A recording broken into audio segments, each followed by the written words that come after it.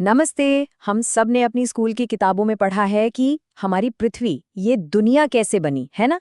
पर जरा सोचिए, क्या हो अगर वो कहानी, वो दशकों पुरानी कहानी, असल में गलत हो? आज हम एक ऐसी ही कमाल की खोज पर बात करने वाले हैं जिसने हमारी पृथ्वी के बनने की पूरी कहानी को ही पलट कर रख दिया है। तो चलिए शुरू करते हैं। ये सवाल सुनने में ही कितना बड़ा लगता है ना? लेकिन हाल ही में मिले सबूत कुछ ऐसी ही चौंकाने वाली बात की तरफ इशारा कर रहे हैं। वैज्ञानिकों का अब ये मानना है कि हमें पृथ्वी के जन्म की कहानी को शायद फिर से लिखना पड़ेगा। तो इस नए जबरदस्त खोज को समझने से पहले चलिए एक नज़र उस पुरानी कहानी पर डालते हैं, वो थ्योरी जो दशकों से हमारी साइंस की किताबों का एक अहम हिस्सा रही है। देखिए, पुराना आइडिया ये था कि हमारा ग्रह सिर्फ आसपास की चीजों से नहीं बना, बल्कि ये एक मिक्सचर था, एक तरह का कॉस्मिक रायता जिसमें पूरे सोलर सिस्टम से चीजें आकर मिली थीं। और ये जो कॉस्मिक कॉकटेल वाला आइडिया है ना, इसे वैज्ञानिक एक खास नाम से जानते थे।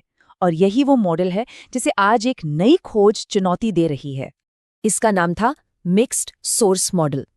जैसा नाम से ही जाहिर है, ये थ्योरी कहती थी कि पृथ्वी की पैदाइश एक जगह से नहीं हुई, बल्कि ये हमारे सोलर सिस्टम के अंदरूनी और बाहरी दोनों हिस्सों की चीजों से मिलकर बनी है।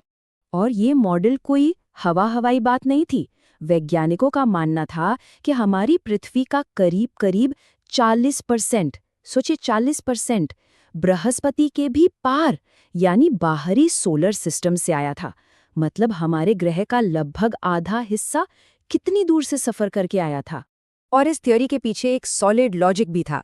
ये माना जाता था कि हमारे जो महासागर हैं, उनका पानी और जीवन के लिए जरूरी कार्बन, ये सब जरूरी चीजें अंदरूनी सोलर सिस्टम में थी ही नहीं, तो वो आई कहाँ से? माना गया कि ये सब बर्फीले, कार्बन से भरे एस्टेरॉइड्स के जरिए बाहरी ठंडे इलाकों से इंपोर्ट की गईं। लेकिन फिर कहानी में एक ट्विस्ट आया। वैज्ञानिकों को कुछ ऐसा मिला जिसने सब कुछ बदल कर रख दिया। एक ऐसा सुराग जो पुरानी कहानी में कहीं भी फिट नहीं बैठ रहा था। इसे आप एक तरह का कॉस्मिक डीएनए टेस्ट समझ सकते हैं।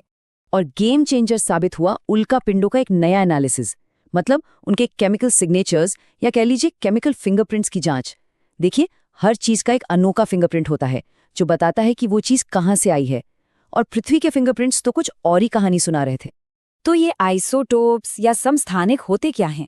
आसान भाषा में कहें तो ये एक ही एलिमेंट के थोड़े अलग अलग वर्जन होते हैं।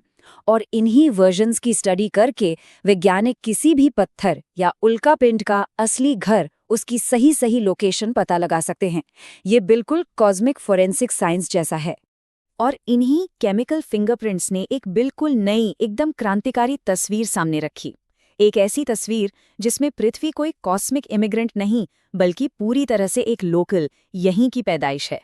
तो अब इस मिक्स्ड सोर्स मॉडल की जगह एक नया मॉडल ले रहा है, जिसका नाम है सिंगल लोकल सोर्स मॉडल।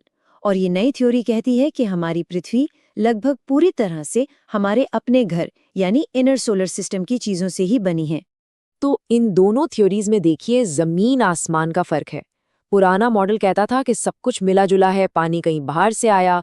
लेकिन ये जो नई थ्योरी है वो कहती है कि अरे नहीं, सब कुछ यहीं का था, एकदम लोकल। पानी भी पहले से ही मौजूद था।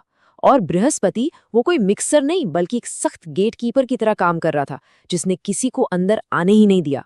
तो यहाँ सवाल ये उठता है कि अगर बाहरी सोलर सिस्टम में इतना सारा माल मटेरियल था, तो वो हम तक पहुंचा क्यों नहीं? इसका जवाब हमारे सौर मंडल के सबसे बड़े दादा यानी बृहस्पति के पास छिपा है। हमारा सोलर सिस्टम असल में हमेशा से दो हिस्सों में बटा रहा है। एक अंदरूनी हिस्सा जहां हम रहते हैं, ये पथरीला और घना है। और दूसरा बाहरी हिस्सा जो बहुत बड़ा, गैसीय और बर्फीला है। ये दो बिल्कुल अलग अलग मोहल्ले हैं। ये एक बहुत बड़ी पहेली थी। आखिर अरबों सालों तक दो इतने अलग अलग इलाके एक दूसरे से अलग कैसे रहे? और जवाब है बृहस्पति। अपनी जबरदस्त ग्रेविटी के साथ बृहस्पति ने एक दीवार की तरह काम किया, एक ऐसा बैरियर बना दिया जिसने बाहरी सोलर सिस्टम की चीजों को अंदरूनी ग्रहों तक कभी पहुंचने ही नहीं दिया। उसने सब कुछ बाहर का बाहर ही रोक दिया। तो ये सिर्फ एक पुरानी थ्योरी को नई से बदलने की बात नहीं है। इसका असली मतलब क्या है? इसके जो असर हैं वो बहुत गहरे हैं और ये सिर्फ हमारे सोलर सिस्टम तक ही सीमित नहीं है। तो देखिए, इसका मतलब ये है कि ग्रहों के बनने की पूरी किताब ही बदल गई है। अब हम शुक्र और बुध जैसे अपने पड़ोसियों को एक नई नज़र से देख सकते हैं। इससे भी बड़ी बात, अब हमें ये बेहतर अंदाजा है कि दूसरे तारों के पास जीवन की संभावना कहाँ तलाशनी है। और शायद सबसे ज़रूरी बात, ये कन्फर्म हो गई है कि पानी यानी जीवन का आधार कोई बाहर से आया तोहफा नहीं था, बल्कि वो शुरू से ही यहीं हमारे आसपास मौजूद था। और आखिर में ये खोज हमें एक बहुत ही ज़बरदस्त सोच के साथ छोड़ जाती है। अगर हमारी पृथ्वी को पानी और जीवन के लिए ज़रूरी चीज़ों के लिए किसी स्पेशल कॉस्मिक डिलीवरी का इंतज़ार नहीं करना पड़ा, तो इसका सीधा मतलब ये है कि ब्रह्मांड में रहने लायक दुनियाएं शायद उतनी दुर्लभ नहीं हैं जितना हम सोचते थे। हो सकता है ऐसी हज़ारों लाखों दुनियाएं हों जो बस अपने ही सौरमंडल में सही चीज़ों के साथ बनने का इंतज़ार